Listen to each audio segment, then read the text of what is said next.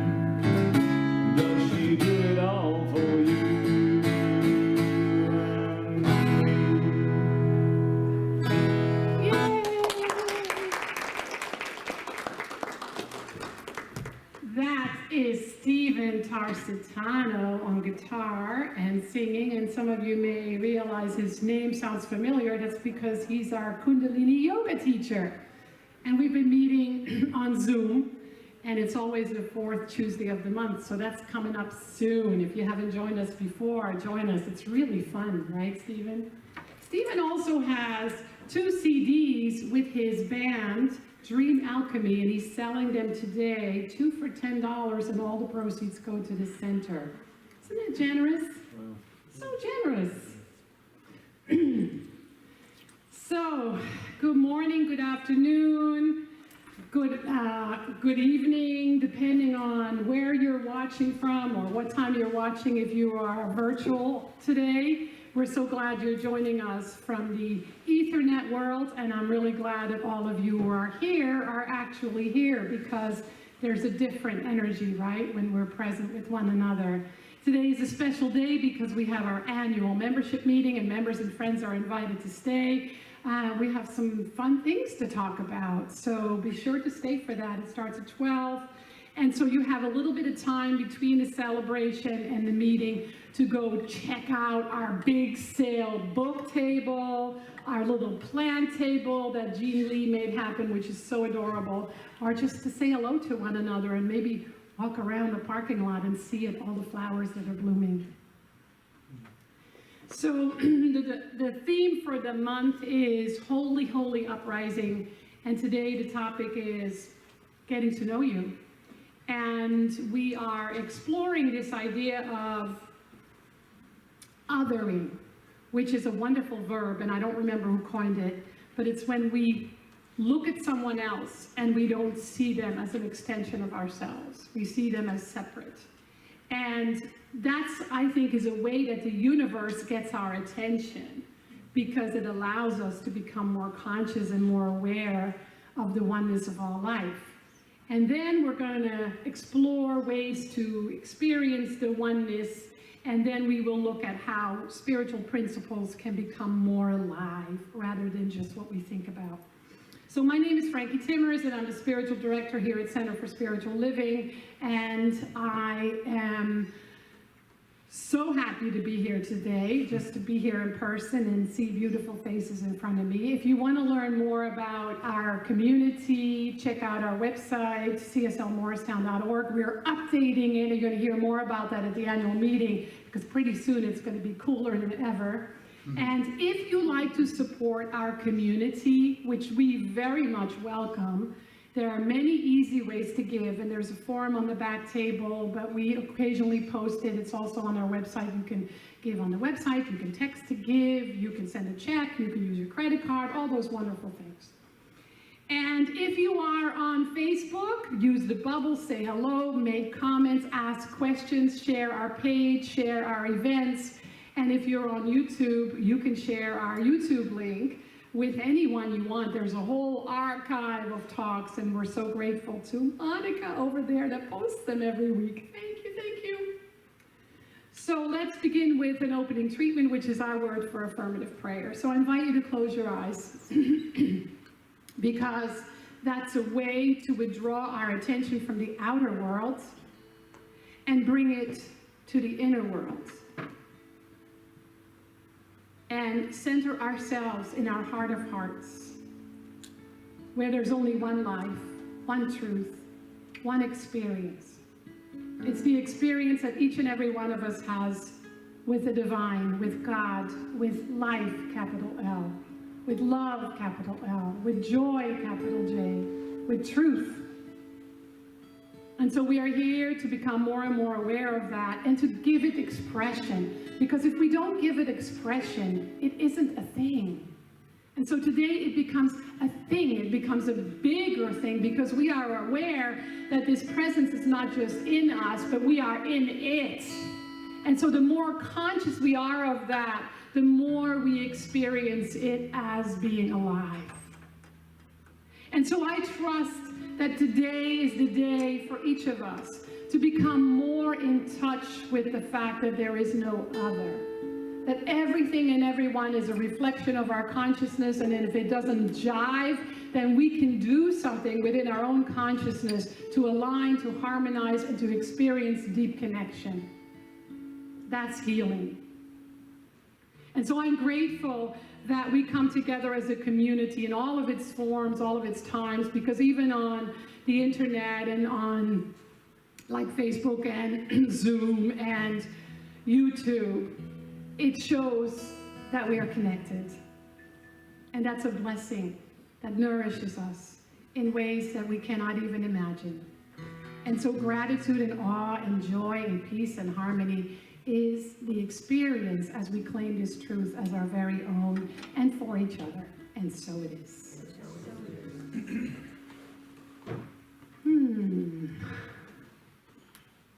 So,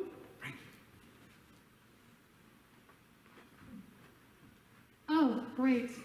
Do you want me to give you the new password? Can you? Sorry, guys. I'll make sure our online audience sees us too. Yes, you're right. I changed the password. And I didn't tell you. Sorry to interrupt. So just talk amongst yourselves, or take a little moment to meditate, That's a good idea. to take a breath. Meditate word. Okay. Can you see that? Let me write it down. Theo, get on up, say something.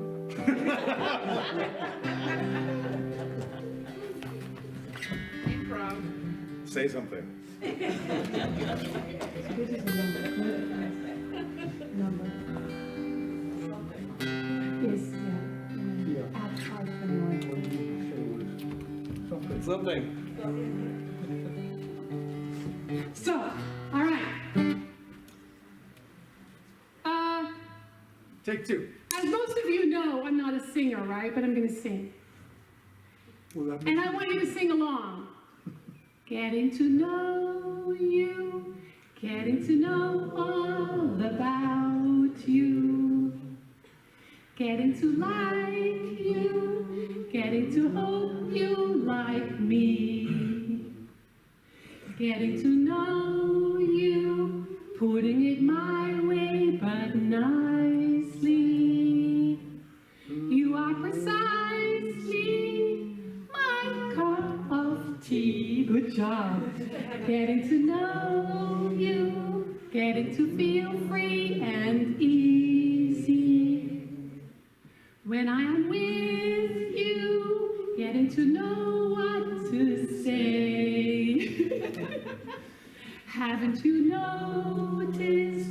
Suddenly I'm bright and breezy. Because beautiful and new things I'm learning about you day by day. All right, I don't remember the whole song, but that's one verse.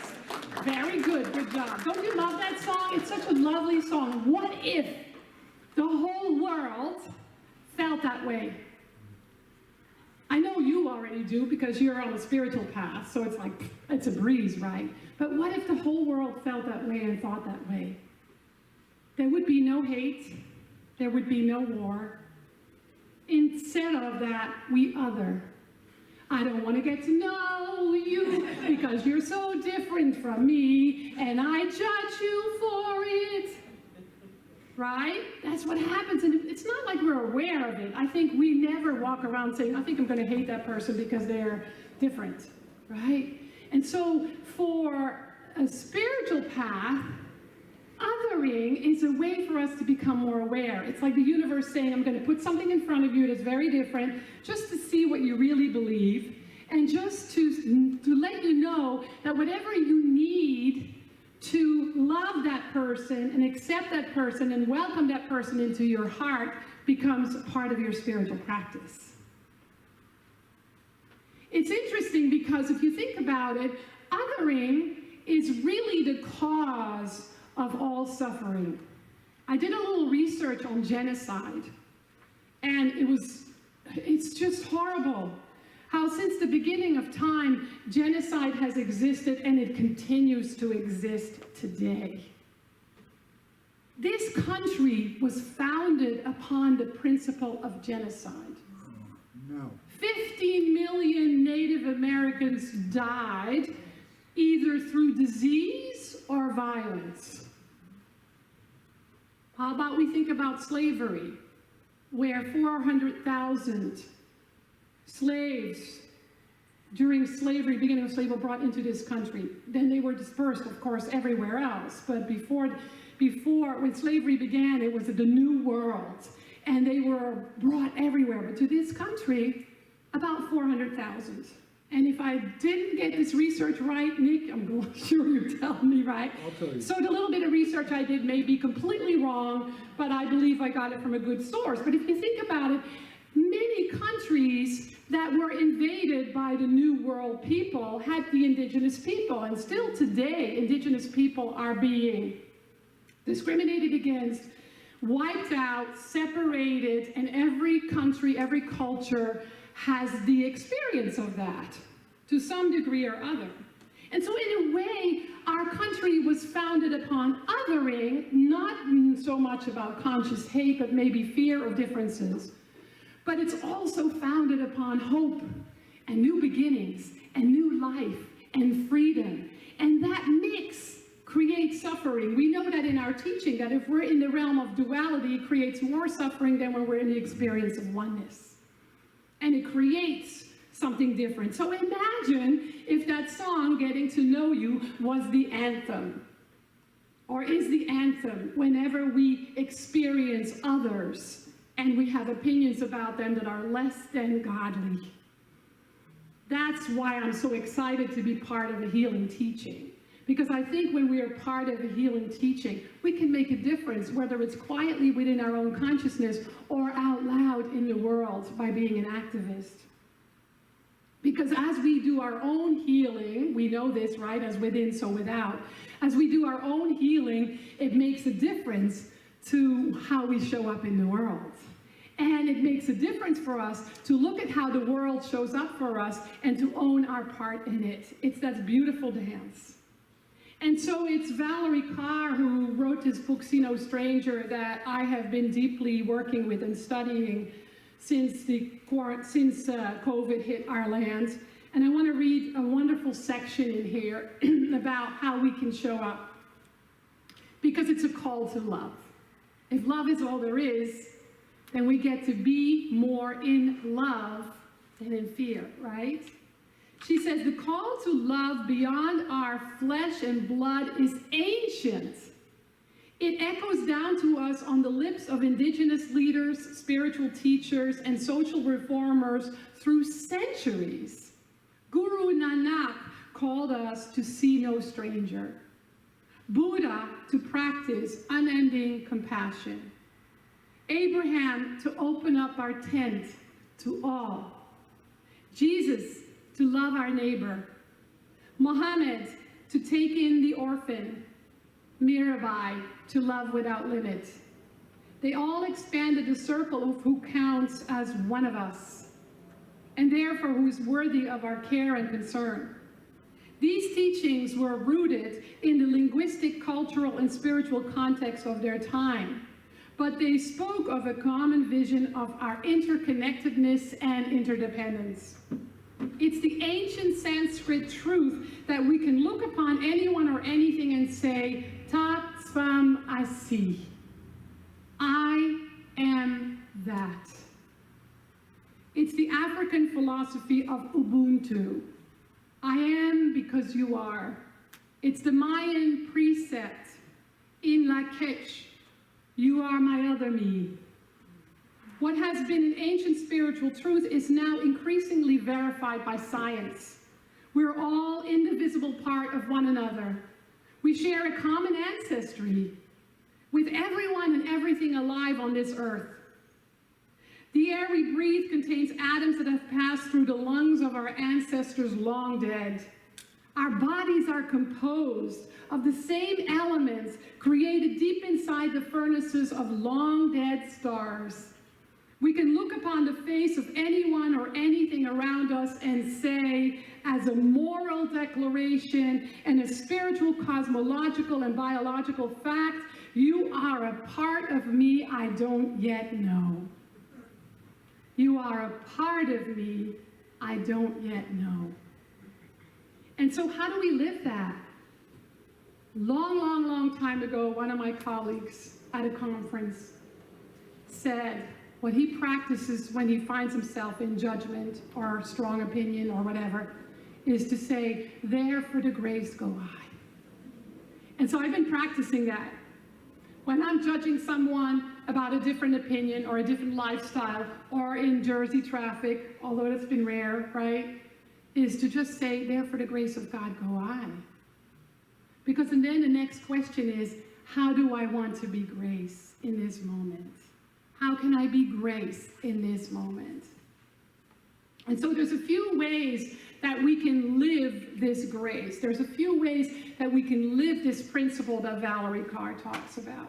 And I think that they're very simple. And I'm sure that we all already practice them. I'm sure that each of us here are already aware.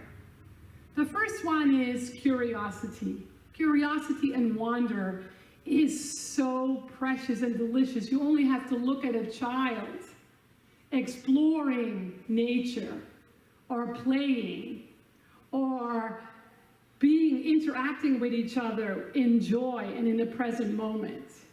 And so instead of being furious or fearful or angry or worried or anxious, we can simply step into a place of, how interesting. Let me explore this a little bit more. What's going on? What am I thinking? What do I believe? What am I feeling? It's a way to lower the level of suffering and stress. And when we lower it for ourselves, we're lowering it for all our brothers and sisters, because there's only the one. And so that's one way we are a healing presence in the world. Love and compassion instead of fear. You know I have a few people in my world that I don't always love unconditionally. I know, God forbid, right?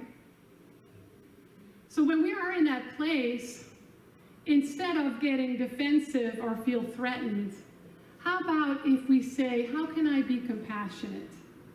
How can I see whether I am like that, or where I am like that, or how am I like that, even if it's just a snippet?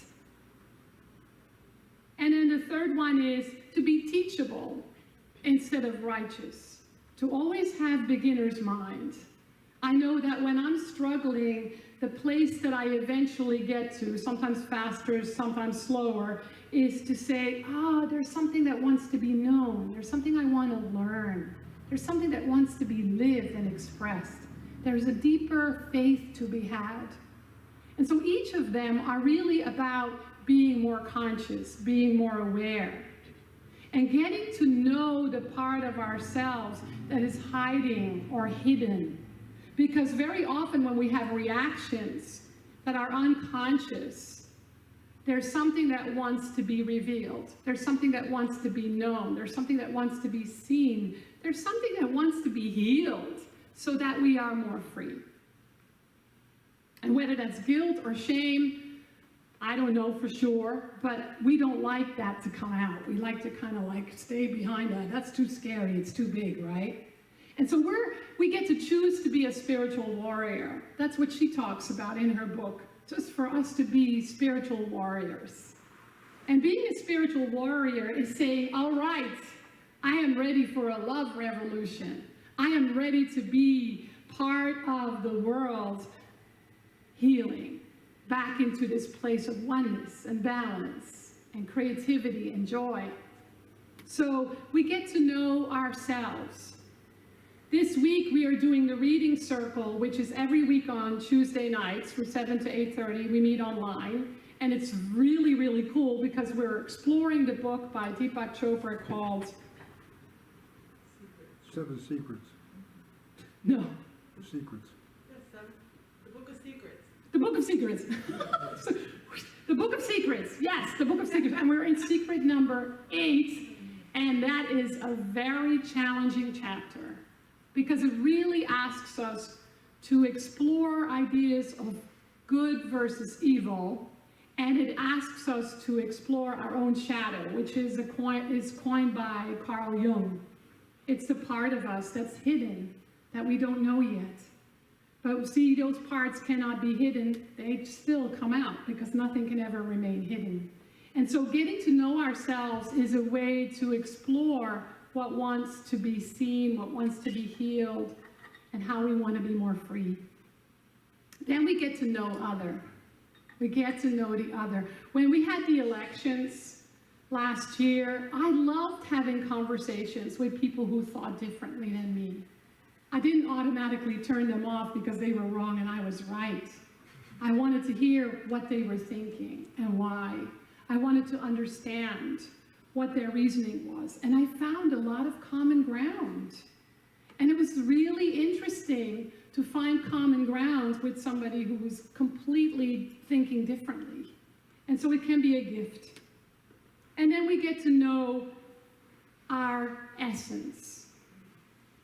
We get to know more of who and what we really are. And I think the thing that we forget the most is not that Spirit, God, the universe is in us, but that we are in God, that we are in the universe. So when we struggle and when we have a challenge, it's just an invitation to get a bigger God, to feel the expansion that already is, and to step into it. Because when we struggle, we tend to make ourselves and our God too small without even being aware of it. And so when we remember that we are in God and God is in us, or we are in spirit and spirit is in us, and we are in infinite love and infinite love is in us, whatever word we use, then we feel full. We don't even have a need to be right. We can allow others to be different and love them anyway. We can surrender to our inherent wholeness, that there is nothing broken about us. We can remember that clarity and wisdom is already available and is revealing itself if we listen long enough, and we can heal. And so it's living from that place, giving from that place, that creates greater freedom. In the Science of Mind magazine for this month, and I have a few copies that we have for sale, such a great magazine. I love reading it every day. One day this week, Reverend Dr. Christian Sorensen said, healing happens when you become still and feel the presence to the point where there is no longer otherness. So close your eyes for a moment and allow yourself to become still.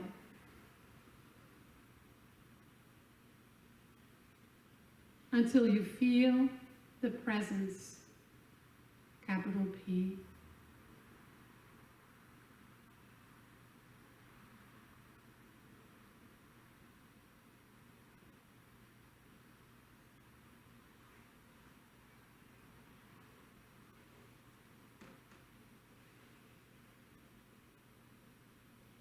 And then hear these words and place them in your heart. I am you, and you are me. I am my sister's keeper, and I am my sister. I am my brother's keeper, and I am my brother.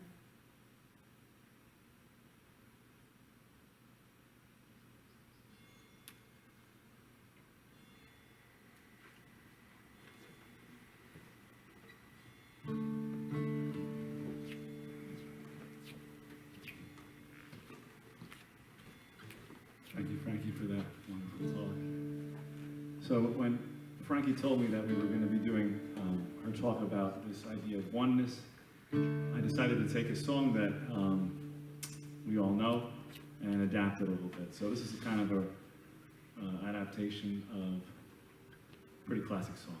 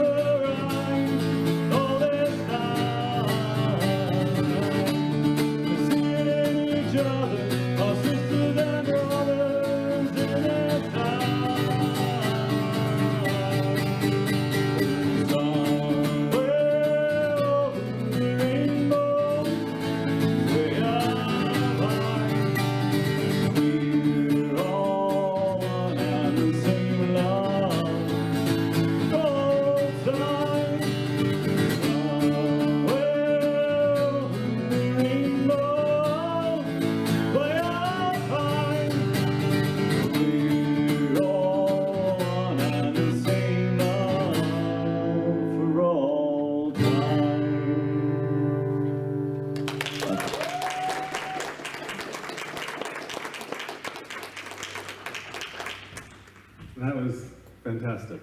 Everybody agree? Yes. And where'd the original come from?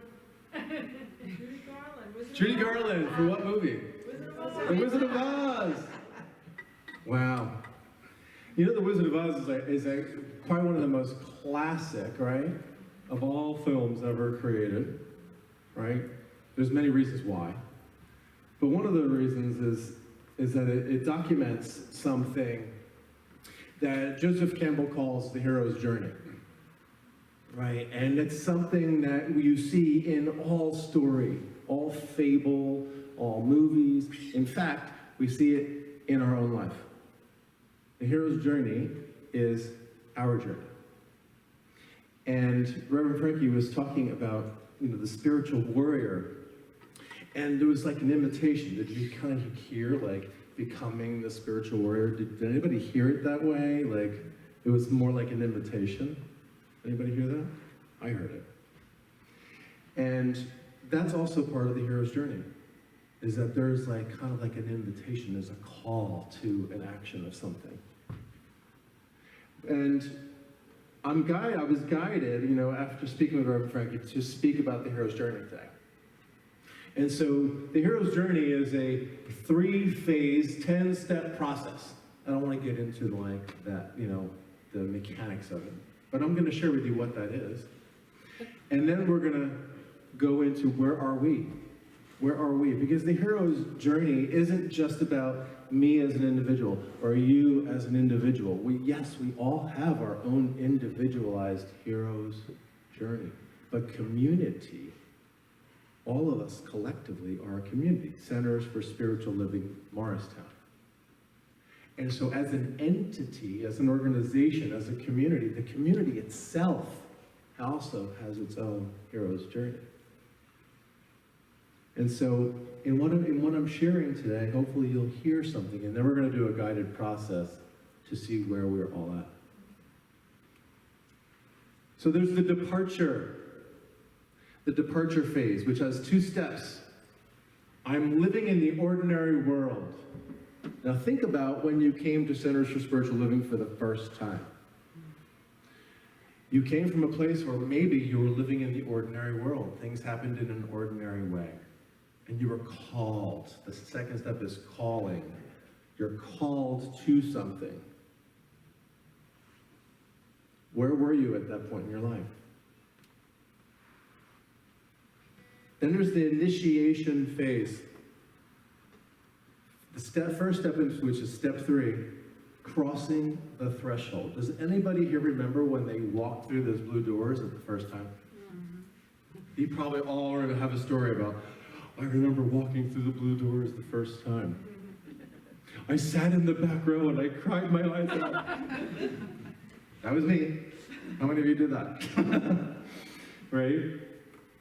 Then there is the trials, the tribulations, the friends and the foes. This is it's the part of the initiation phase of the journey.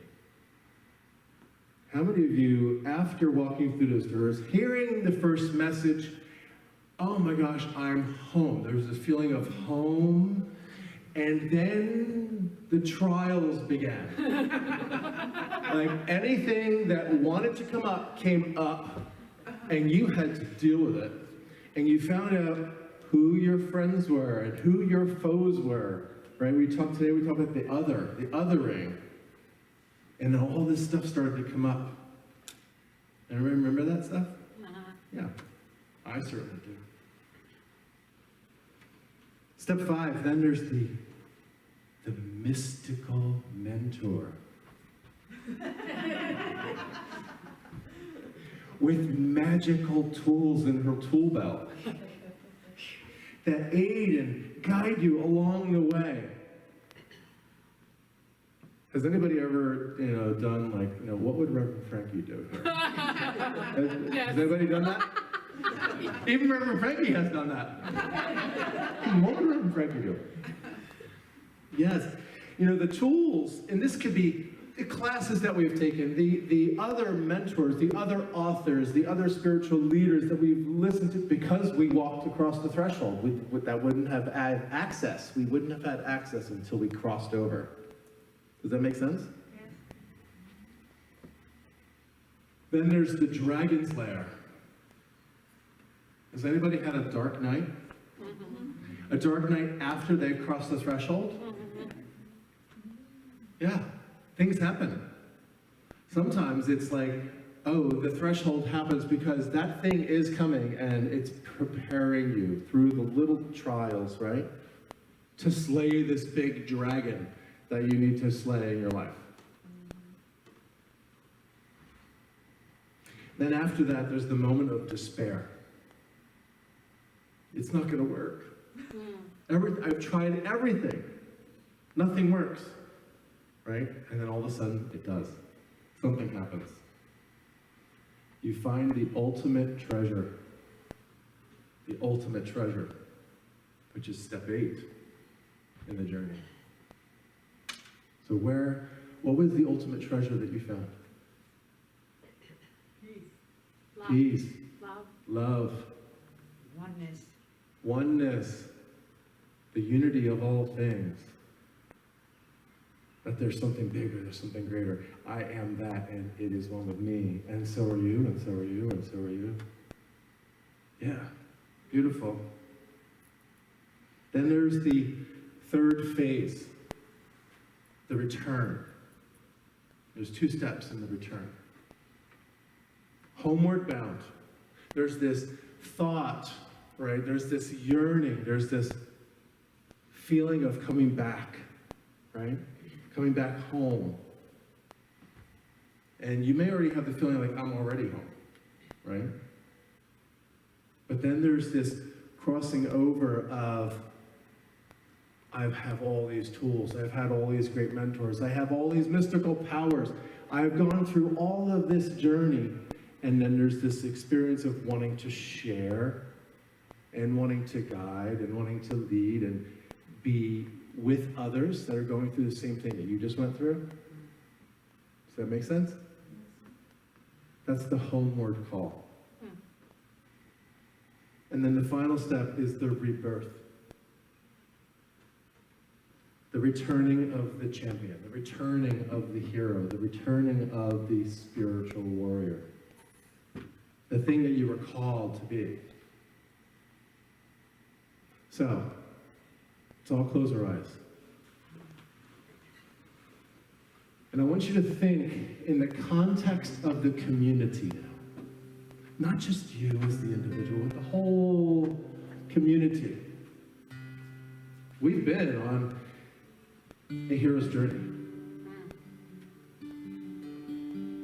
And you could say the whole world has been on a hero's journey, but for right now, let's just think about this particular community. You know, we've crossed the threshold. We've discovered who our friends are in the community. And maybe there's this feeling of othering that Frankie spoke to today. But coming to that realization that that's just a reflection of us to look at, to discover something in ourselves.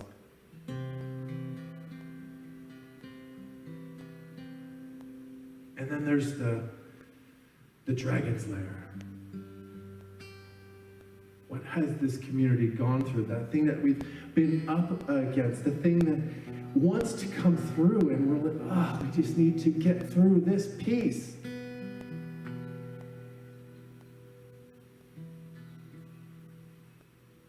And then there's that part of the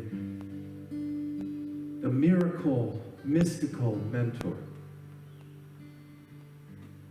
which has all the superpowers and the tools and the tips and the tricks and the wizardry of life. What is that? That is you. In this community, that is you. You are the skill. You are the talent. You are the mystical, magical force that aids the whole community on the hero's journey.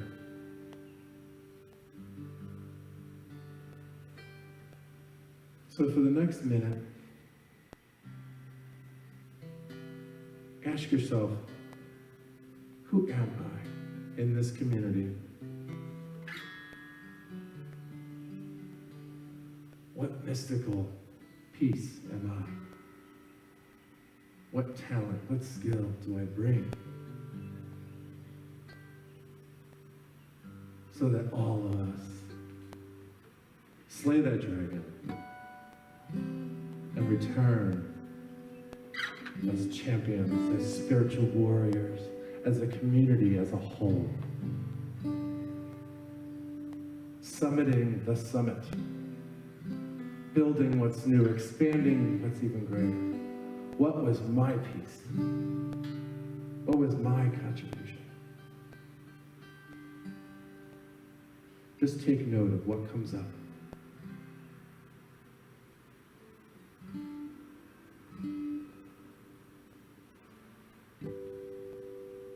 And let's anchor this the entire day right here, this service, with a healing and closing treatment. How beautiful and wonderful it is to be together as one, as a community. Representation of Source itself. The multiplicity showing up inside of the unity. Together, gathered, it's just our nature. We are communal beings by our nature because we're unified, we're one. We want to be together.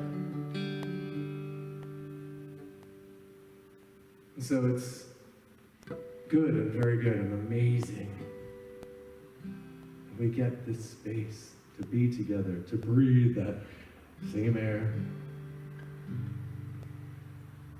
to align with and be with the same ideas. And maybe think differently about them, and that's okay. Because we're all individualized expressions of this one thing called life, this one thing called love, this one thing that is harmonious, that is peace, it is joy, it is wonder, it is awe. There is no other. And so this community stands on the shoulders and the strength of all the other communities that kept growing and expanding that has become this community right now. And so there is a solid foundation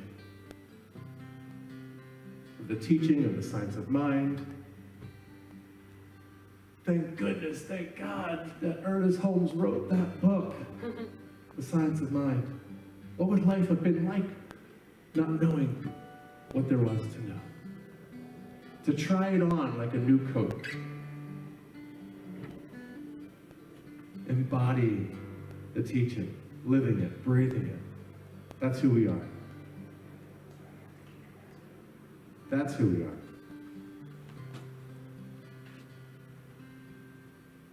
And so together as a community, we anchor it in gratitude, overflowing with gratitude.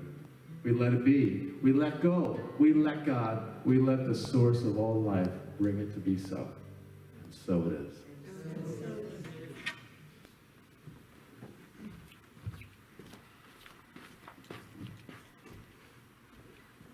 Theo, you rocked it today. Oh my gosh, that was really rich, really powerful. So just a few reminders, besides the one I already gave you, is that our own Michael over there is teaching a workshop on the chakras. He's doing one a month. And a week from tomorrow, he's doing Unleash the Power of Your Solar Plexus. If you are on Facebook or on our weekly blast, which is Christine's beautiful creation, thank you, Christine, or you are, check out our website, which will be updated, and you'll find everything that's happening. Meetup, Instagram, Facebook, Twitter, we put it everywhere as much as we can. So if you still can't find it there, let us know and we'll be happy to send it to you. And then we have, last year I created my own prosperity program. I kind of took from different programs what I loved and then added my own, and then used Deepak Chopra's book, 7 Spiritual Laws of Success. And it's a 5-week class, so everybody's welcome to enjoy that one. And I've been asked to teach it for Center for Spiritual Living Philly. So we'll have ours in June and then Philly in July, and you can join that one too. And then we have something really fun. How many of you know what Zentangle is? It's fancy doodling. So we're going to have a class with Reverend Alan Zukas, who is the spiritual director of the center in Concordia, Rhode Island, and that's going to be on June 5th. So there's lots of fun things that are happening in our community, and we're going to take a little break, and then at 12 o'clock we come back for our in-person annual membership meeting, and all members and friends are invited to attend. Thank you, Steve Tarsitano, for your wonderful music. His yoga class is on the 25th from 6:45 to like 8-ish, right? And it's really fun. And if you say, I can't do yoga, I can't even stretch my leg, you don't have to. It's just to have fun moving your body. So thank you, everyone. We're so grateful you were here and that we're joining together in spiritual community. And now we have a little more music with Steve. So this last song is called Love Lonely Monsters, and it's a way out of othering. This is actually on our second album. If you'd like to check it out.